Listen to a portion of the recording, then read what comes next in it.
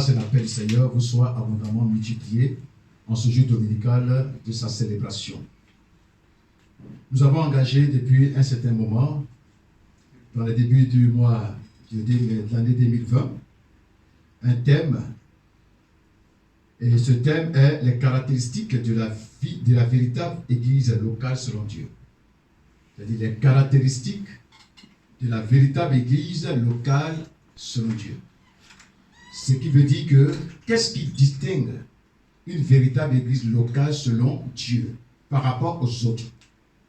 Et cela est important.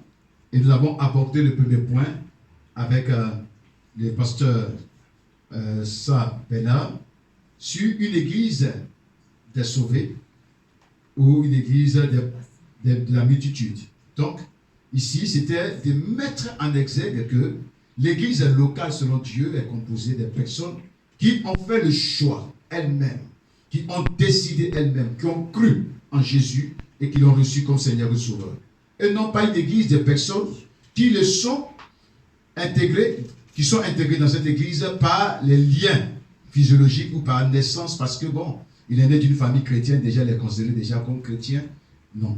L'église locale, c'est l'église de ceux qui ont accepté la parole, ceux qui ont cru à l'évangile, qui ont accepté Jésus. On a vu le deuxième sous-point avec le pasteur de Gaulle-Désiré.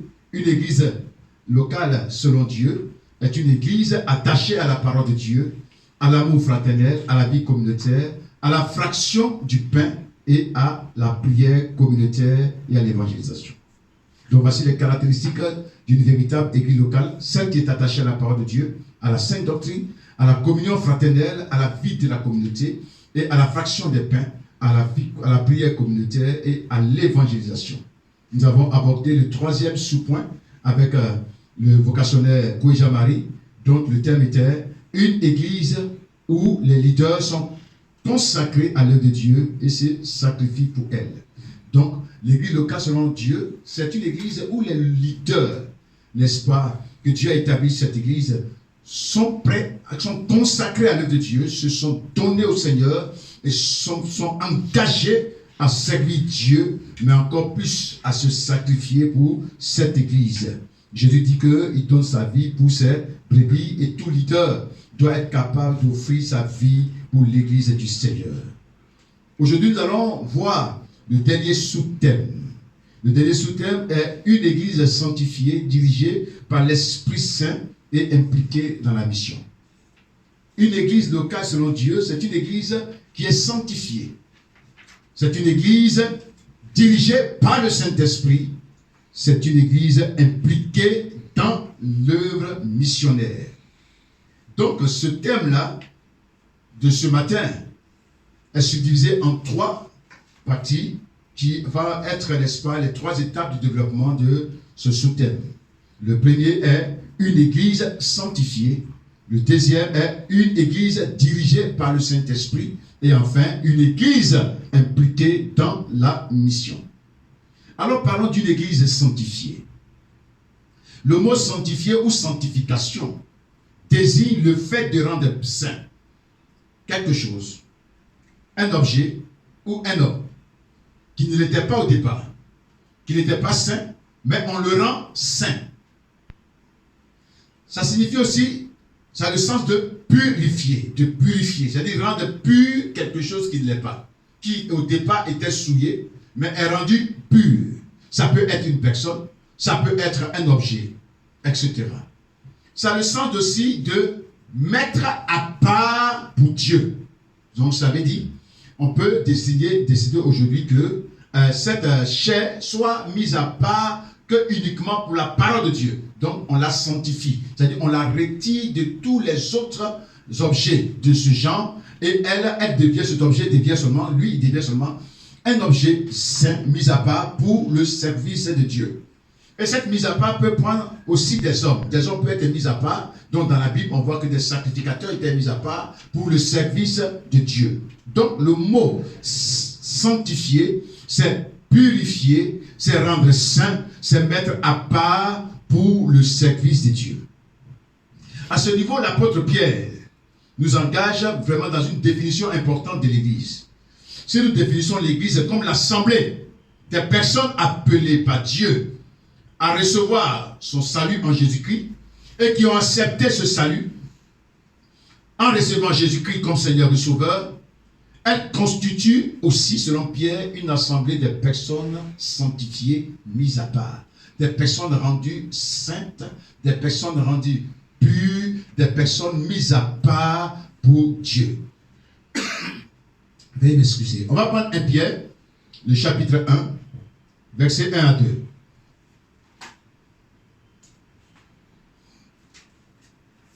Un Pierre, chapitre 1,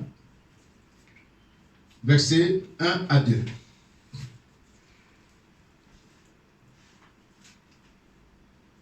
Oui.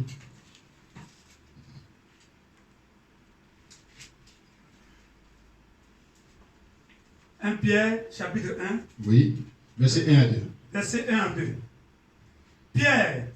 Pierre, apôtre de Jésus-Christ, à ceux qui sont étrangers, et dispersés dans le pont, la Galatie, la Cappadoce, l'Asie et la Bithynie, et qui sont élus, selon la préscience de Dieu le Père, par la sanctification de l'Esprit, afin qu'ils deviennent obéissants et qu'ils participent à l'aspersion du sang de Jésus-Christ. Que la grâce et la paix vous soient multipliées.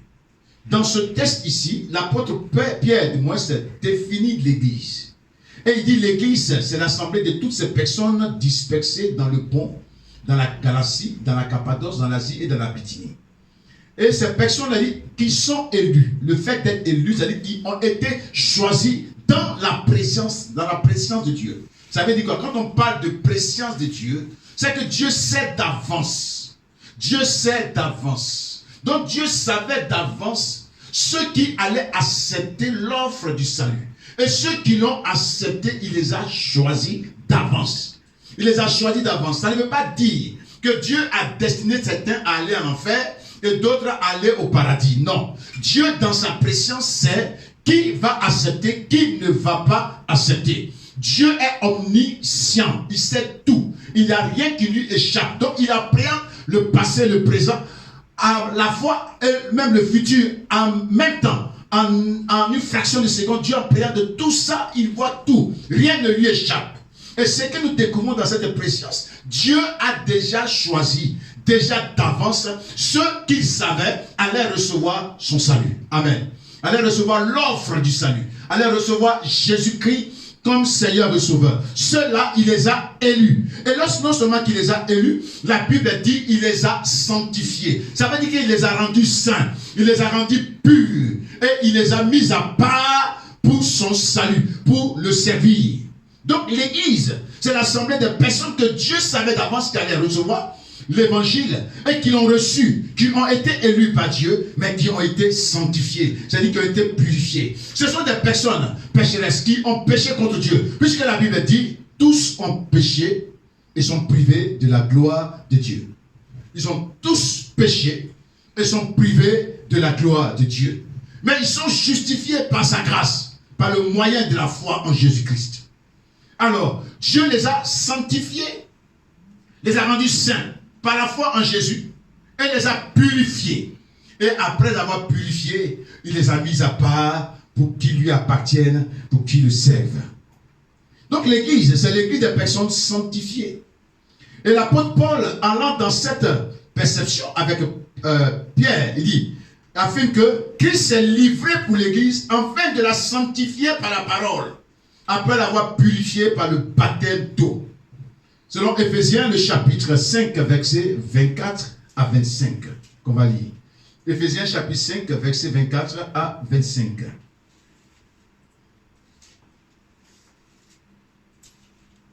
Éphésiens, chapitre 5, versets 24 à 25. Oui. Or, de même que l'Église est soumise à Christ, les femmes aussi doivent l'être à leur mari. En toutes choses. En toutes choses. Marie. Marie. Aimez vos femmes. Aimez vos femmes. Comme Christ a aimé l'Église. Comme Christ a aimé l'Église. Et s'est livré lui-même. Et s'est livré lui-même pour elle. Verset 26. Afin de la sanctifier. De la rendre sainte. Par la parole. Par la parole. Après l'avoir purifiée. Après l'avoir purifiée. Par le baptême d'eau. Amen. Après l'avoir rendu pur par le baptême d'eau. Le mot ici pour baptême d'eau, c'est pas baptiso, qui parle du baptême par immersion, c'est-à-dire plonger quelqu'un dans l'eau. C'est ce baptême que nous faisons lorsque nous déclarons avoir reçu Jésus. Ce n'est pas de ce baptême d'eau ici dont il est question. Le mot grec utilisé si vous parlez de baptême d'eau, c'est lutron. Lutron fait référence à la préparation que la fiancée se fait avant son mariage. Toute femme qui veut se marier se prépare. Et c'est cette préparation-là qu'on utilise le mot lutron. C'est-à-dire qu'elle se purifie, elle se fait belle, elle se prépare pour, n'est-ce pas, recevoir son homme. Et c'est ce qui est important ici. L'apôtre Paul utilise ça. Et il dit que ici, la purification ici, c'est un lutron. C'est une préparation intérieure. Et dans Tite, le chapitre 3, il utilise le même mot dans son épître à Tite, le chapitre 3, à partir du verset 4 jusqu'à 6, il utilise le mot lutron pour parler du baptême de la régénération. Donc la purification dont il est question ici, c'est une régénération intérieure. C'est une purification intérieure. C'est-à-dire que le problème du péché est un problème intérieur. Les cérémonies de l'ancienne alliance consistaient, n'est-ce pas, à une purification extérieure de la chair et non pas de l'intérieur. Or, la Bible dit que le Seigneur a condamné le péché dans la chair, selon Romains le chapitre 8, verset 3. Il a condamné le péché dans la chair. Donc le problème du péché, ce n'est pas des actes qu'on pose, c'est vrai. Les actes qu'on pose définissent que nous sommes des pécheurs. Mais le problème du péché, c'est à l'intérieur, parce que depuis Adam, Dieu a condamné le péché dans la chair. Alors l'outre cette purification qui est à l'œuvre exclusive du Seigneur, consiste à ôter le péché de l'intérieur, à détruire le péché de l'intérieur, à purifier l'homme de l'intérieur par le Saint-Esprit. Dis Amen. C'est pourquoi Pierre a dit, ils ont été sanctifiés par l'Esprit. Ils ont été sanctifiés par l'Esprit, pourquoi faire? Pierre dit pour être obéissant. La purification intérieure, la sanctification intérieure par l'Esprit nous conduit à l'obéissance. Alléluia. Alléluia. Tous ceux qui ont été purifiés de l'intérieur, tous ceux qui ont été sanctifiés de l'intérieur par le Saint-Esprit sont capables d'obéir à Dieu. C'est pour être obéissant. C'est pour l'obéissance. Et encore, il dit, c'est pour qu'il ait part surtout à l'aspersion du sang de Jésus. Bien-aimé, l'œuvre du sang de Christ, la crucifixion de Jésus, sa mort est donnée à tous ceux qui ont été sanctifiés. Ceux-là ont part à tous les bénéfices de cette crucifixion. Donc l'église, c'est l'église des sanctifiés, des personnes mises à part, purifiées de l'intérieur, par Dieu, par Christ, par le Saint-Esprit, au moyen du Saint-Esprit. Pour être obéissant et participer à l'aspersion du sang de Jésus. C'est pourquoi un païen, quelqu'un qui n'est pas converti, qui ne veut pas se convertir, même s'il a commis une erreur et dit Seigneur, que le sang de Jésus qui me purifie, il ne sera jamais purifié par le sang de Jésus. Parce qu'il n'a pas part à ça. Amen. Ceux qui ont part à ça, c'est ceux qui ont reçu le Christ et c'est ceux qui ont été sanctifiés de l'intérieur. Ils sont participants à l'aspersion du sang de Jésus-Christ. Alléluia.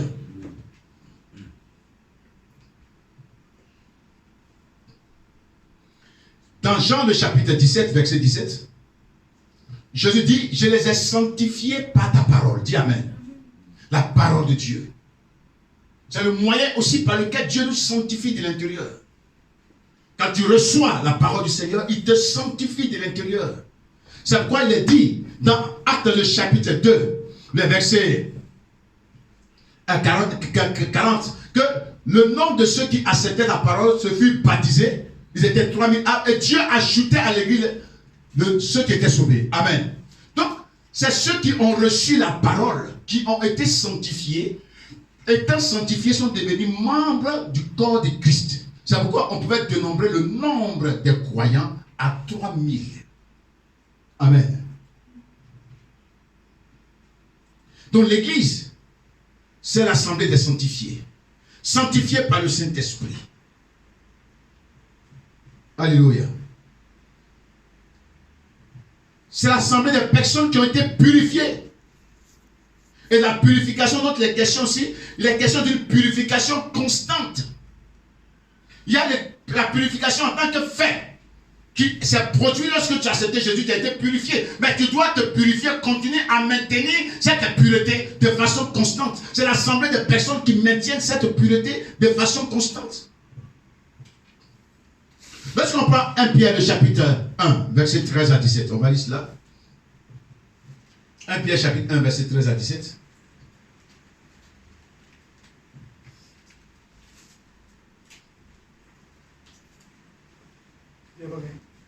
Un Pierre chapitre 1, verset 13 à 17. 1 Pierre chapitre 1. Et le pasteur Bernard va lire 2 Timothée chapitre 2, verset 22.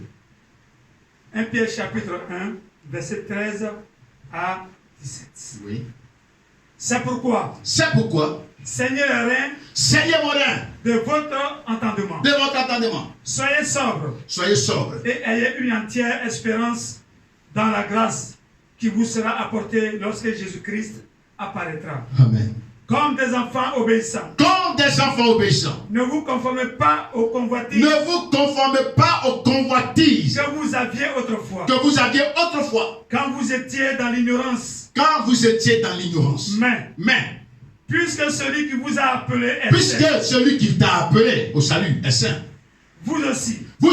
Soyez saints. Dans toute votre conduite. Selon qu'il est écrit. Vous serez saints. Car je suis saint.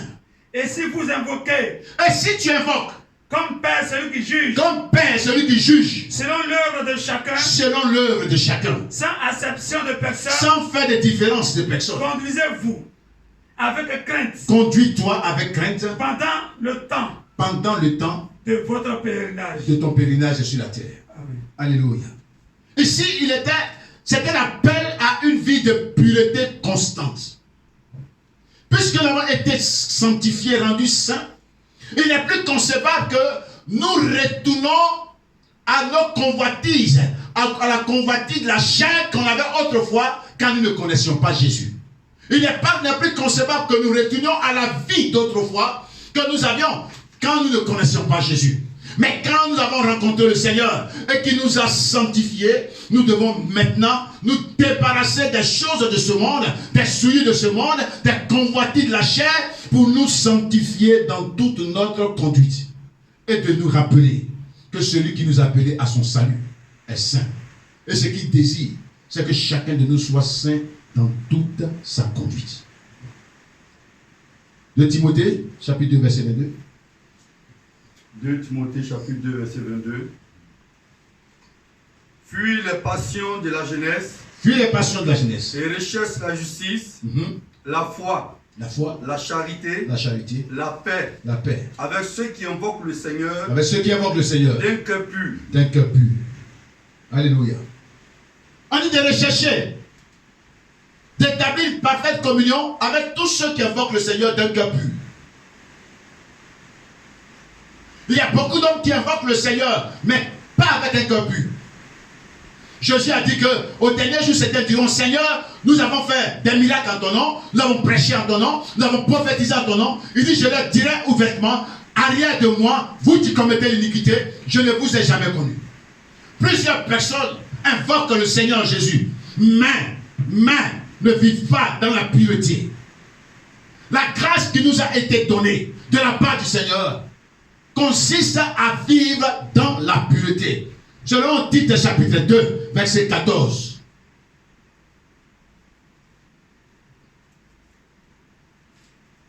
Tite chapitre 2, verset 14.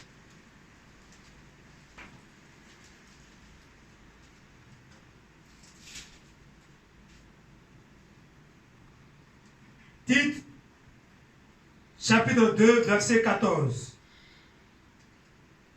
qui s'est donné lui-même pour nous, afin de nous racheter de toute iniquité et de se faire un peuple qui lui appartienne, purifié par lui et zélé pour les bonnes œuvres. Dis Amen. Le peuple que le Seigneur se fait pour lui, c'est un peuple purifié de toutes les souillures de ce monde et plein de zèle pour accomplir des bonnes œuvres. Alléluia. Bien-aimé, une église sanctifiée, c'est une église dans laquelle les gens vivent dans la pureté, dans la sainteté. C'est une église où l'accent est mis sur la repentance pour amener les gens à se sanctifier et à se purifier. Ce n'est pas une église où on tait le péché, où on n'en parle pas, où on parle beaucoup de bénédictions, d'élévation, de succès, alors que les gens sont dans le péché, ne se sanctifient pas. L'église que le Seigneur veut et qui lui plaît, qui est à son image, qui est selon lui Dieu, c'est une église de personnes pures, sanctifiées. Alléluia. Sanctifions-nous, bien-aimés. Nous marchons dans la crainte du Seigneur. Menons une vie pure. Il peut arriver que dans l'église, les chrétiens deviennent charnels que d'être spirituels. Il peut arriver que dans l'église, certains tombent dans le péché. Mais l'apôtre Jean dit, si nous péchons, nous avons un avocat auprès de Dieu, Jésus-Christ le juste. Il est lui-même une victime propitiatoire, non seulement pour les nôtres, mais pour ceux du monde. Et il a dit, si nous confessons nos péchés, il est fidèle et il est juste de nous purifier et de nous laver. Bien aimés, cherchons à nous sanctifier, à nous purifier et à marcher dans la sanctification, car tout le travail que le Seigneur fait pour son Église, c'est de la préparer à son retour. La Bible a fait de présenter cette Église irréprochable, ni tache, ni pure. Le Seigneur travaille pour préparer son Église. L'église locale selon Dieu, c'est l'église qui se sanctifie. Deuxième caractéristique, c'est une église dirigée par le Saint-Esprit. Même s'il y a des hommes que le Seigneur a établis sur elle pour la paître, pour la conduire, mais la personne qui la dirige, qui la conduit, c'est le Christ, c'est le Saint-Esprit.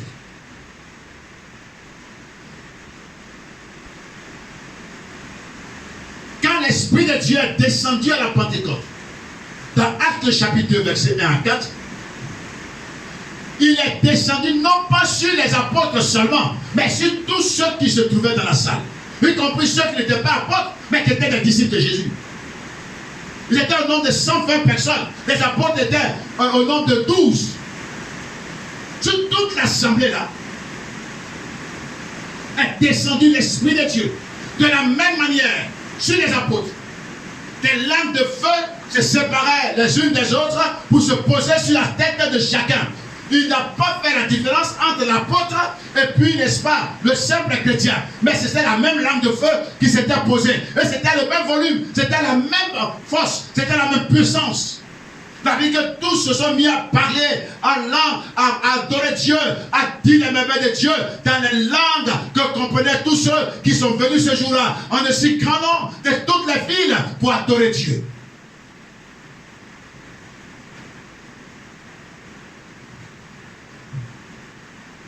Alléluia. En Actes chapitre 4, verset 31, après être persécutés par les différentes autorités religieuses, les apôtres se sont rendus à l'église pour rendre témoignage de toute la souffrance qu'ils ont subie pour le nom de Jésus. La Bible dit que l'église est tout entière élevée la voix vers le Seigneur. Et au verset 31 dit qu'ils furent tous remplis du Saint-Esprit et le lieu où ils étaient a tremblé. La plénitude du Saint-Esprit est donnée à tout le monde, à tous les croyants, à tous ceux qui ont reçu Jésus-Christ comme Seigneur et Sauveur. Ce n'est pas pour l'apôtre, ce n'est pas pour le prophète international, ce n'est pas pour l'évangéliste, ce n'est pas pour le docteur, ce n'est pas pour le pasteur, mais c'est donné à tout le corps du Christ. Et les signes que nous découvrons de cette manifestation de la plénitude du Saint-Esprit parmi eux, il y avait l'union et la charité dans l'église. Puisqu'ils étaient conduits par l'Esprit, ils étaient dirigés par l'Esprit, ils étaient unis de cœur. Ils étaient pleins d'amour les uns pour les autres. Et ils étaient pleins de solidarité les uns envers les autres. Actes chapitre 4, versets 32 à 37. Deuxième signe, il y avait la manifestation des dons spirituels et la dénonciation de l'hypocrisie. Le Saint-Esprit a utilisé Pierre pour mettre en nu l'hypocrisie d'Ananias et sa femme. Quand une église est dirigée par le Saint-Esprit, le péché ne peut pas s'asseoir et régner là. Même l'hypocrisie est mise à nu et dévoilée. Selon Actes chapitre 5, versets 1 à 37. Troisième signe, c'est la manifestation des miracles par les mains des apôtres et une conversion nombreuse de plusieurs personnes. Amen. Quand l'Esprit de Dieu agit, c'est accompagné des miracles, des signes, des guérisons, des délivrances. Mais encore, c'est plusieurs personnes qui se convertissent. Dieu veut une église dirigée par son esprit. L'évangile, quatrième signe, l'évangile est annoncé dans tout Jérusalem, constaté par les ennemis de l'église eux-mêmes, qui dit ces personnes ont répandu tous les renseignements dans tout Jérusalem. Les apôtres étaient pleins de zèle, prêchaient l'évangile, évangélisaient et enseignaient tout le peuple. Quand l'église est dirigée par l'Esprit de Dieu, tout le monde est préoccupé à faire l'œuvre de Dieu, et ceux qui sont appelés à l'enseignement enseignent, ceux qui sont appelés à l'évangélisation évangélisent, prêchent la bonne nouvelle et répandent la parole de Dieu dans les maisons, dans les synagogues et partout. Selon Actes chapitre 5, verset 28. Le Seigneur veut une église qui est dirigée par son esprit. Et cela est important. Cinquième signe, on voit l'assiduité des offices cultuels. Ça veut dire que le culte est toujours célébré. Ceux qui sont conduits par l'esprit se retrouvent toujours pour adorer Dieu, célébrer Dieu, le louer. Ils célébraient Dieu dans le temple, dans les maisons, annoncer l'évangile et enseigner la parole de Dieu. Actes chapitre 5, verset 42. Les signes sont là. Quand une église est dirigée par l'Esprit de Dieu, les problèmes se résolvent. La division n'a pas le temps de s'installer. Parce que l'Esprit de Dieu donne la sagesse pour régler les problèmes. Et ramener celui qui a tort à la repentance et à changer d'attitude. Actes chapitre 6, verset 1 à 6. En conclusion, sur ce point, Actes chapitre 9, verset 31 établit ce fait que l'église locale de Jérusalem et dans les contrées était dirigée par le Saint-Esprit. On va lire cela, Actes chapitre 9, verset 31. Actes chapitre 9, verset 31. L'église était en paix dans toute la Judée, la Galilée et la Samarie, s'édifiant et marchant dans la crainte du Seigneur. Et elle s'accroissait par l'assistance du Saint-Esprit. Amen. Elle s'accroissait par l'assistance du Saint-Esprit. Le Seigneur a dit, vous recevrez une puissance, l'Esprit, quand il viendra sur vous. Alors vous serez mes témoins pour me servir. Nous devons rechercher la direction de l'Esprit de Dieu dans le service de Dieu. Et non pas recourir à la magie, recourir au fétichisme, chercher des gris-gris pour faire des miracles, ou n'est-ce pas, utiliser les gens à leur faire ce qu'ils ne veulent pas faire, tromper les gens. La seule personne que le Dieu a donnée, que le Seigneur a envoyé pour l'église, c'est le Saint-Esprit. Nous devons le laisser conduire. Pasteur, apôtre, prophète, docteur, évangéliste, ses leaders, nous laisser conduire par l'Esprit, et tous les chrétiens se laisser diriger par le Saint-Esprit dans tous les domaines de la vie et dans les différents ministères. Que l'Esprit de Dieu nous guide, nous aide à servir Dieu. Servons Dieu dans la plénitude du Saint-Esprit. C'est pourquoi l'apôtre Paul pouvait dire, soyez remplis du Saint-Esprit. L'Esprit de Dieu nous est donné pour nous conduire à faire un service agréable, nous diriger, rendre notre service puissant, notre témoignage puissant, pour renverser les forteresses, amener toute pensée captive à l'obéissance de l'évangile de Christ, pour amener tout homme à adorer le vrai Dieu en Jésus-Christ. L'une des caractéristiques de la véritable église, selon Dieu, c'est une église impliquée dans la mission. Aujourd'hui, la mission est délaissée au profit de la recherche du confort, du bien-être social. C'est bien toutes ces choses-là. Vous les recherchez. Mais quitter la terre sans accomplir la mission, ça serait vraiment très malheureux.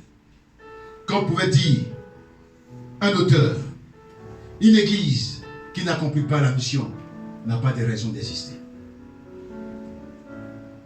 La mission de Dieu, c'est que Dieu désire, c'est de voir l'humanité sauvée.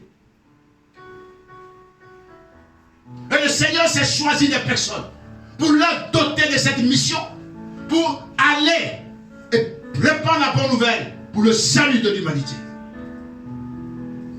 Nous devons aller prêcher l'évangile de Christ, et non pas l'évangile de la prospérité, non pas l'évangile du succès, mais l'évangile de Jésus-Christ qui appelle à la repentance le pécheur pour qu'il soit sauvé.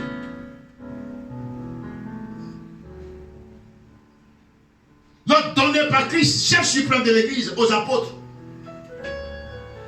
et à tous ceux qui ont assisté à son ascension, était clair: faites de toutes les nations des disciples. Ensuite, baptisez-les au nom du Père, du Fils et du Saint-Esprit. Enfin, enseignez-leur à observer tout ce que je vous ai prescrit. L'ordre est clair. Tout le monde doit aller prêcher la bonne nouvelle. Jésus a dit dans Luc, le chapitre 24, qu'en son nom, le pardon des péchés et la repentance sera prêché à toutes les nations. Voilà ce qu'il faut prêcher: le pardon des péchés et la repentance à toutes les nations, afin qu'elles abandonnent les idoles, fuient le péché, se convertissent, reçoivent le Seigneur dans la vie, soient purifiés, sanctifiés, mis à part pour adorer le vrai Dieu et le servir. C'est pour accomplir cette mission que l'Esprit de Dieu nous révèle de puissance. Vous recevrez une puissance. L'Esprit de Dieu, quand il viendra sur vous, pour être mes témoins à Jérusalem, dans la Judée, dans la Samarie, jusqu'aux extrémités de la terre. Actes chapitre 1, verset 8. Nous devons être des témoins de Jésus. C'est pourquoi l'Esprit de Dieu qui nous a été donné, non seulement pour nous sanctifier de l'intérieur, pour nous purifier, mais encore plus pour nous revêtir de puissance, pour rendre témoignage de Jésus.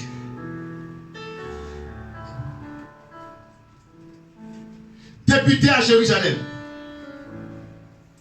les disciples subissent la persécution. En Actes chapitre 4, verset 17 à 22, on voit cela. Actes chapitre 5, verset 33 à 42. Et Actes chapitre 8, le verset 1 à 5. On voit l'église être persécutée. Les disciples persécutés. Certains ont été mis en prison.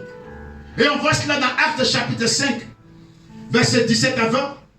Actes 12, verset 3 du moins à 5. Certains sont morts en martyrs pour l'évangile, tel que Étienne, dans Actes chapitre 57 à 60.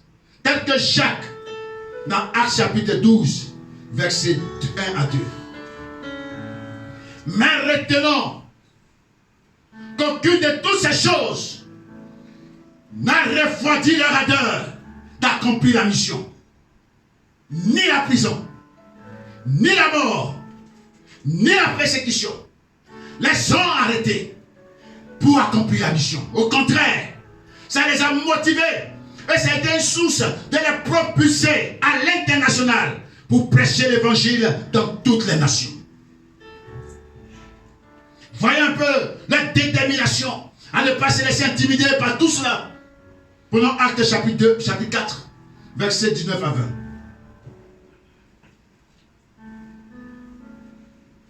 Actes chapitre 4, verset 19 à 20.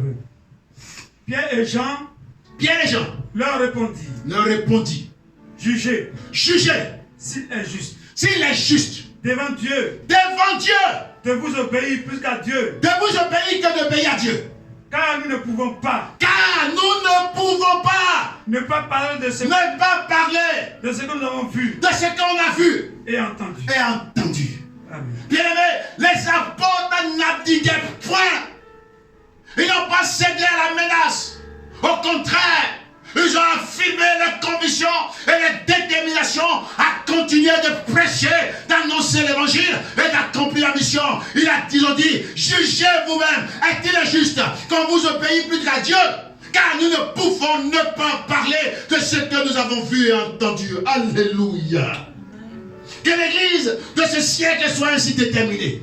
Que les croyants soient ainsi déterminés. Que rien ne les abdique à renoncer à prêcher l'évangile, à renoncer à la foi. Mais au contraire, les aide à les propulser à être davantage déterminés pour prêcher l'évangile. Lisons le verset 31. Du chapitre 4.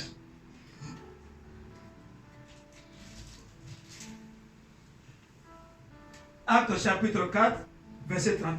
Oui.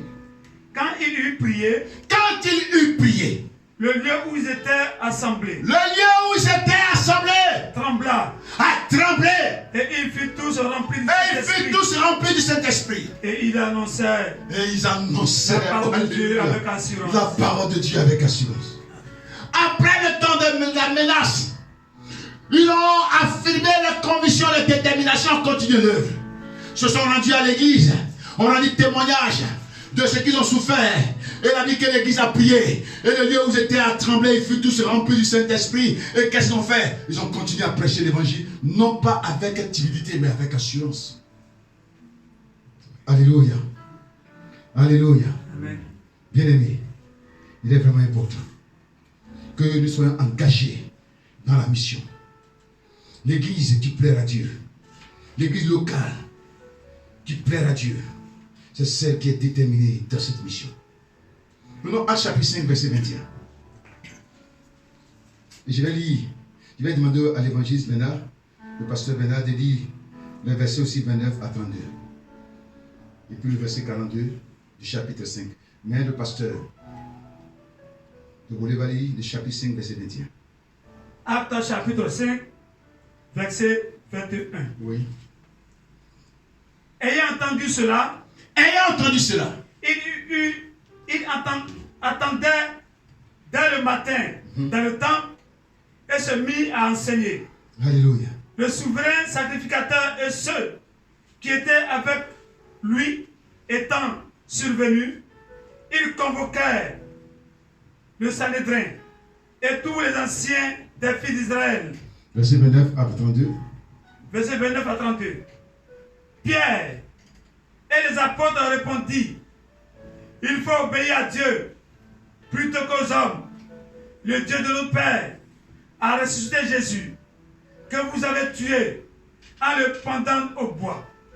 Dieu l'a élevé par sa droite comme prince et sauveur pour donner à Israël la repentance et le pardon des péchés.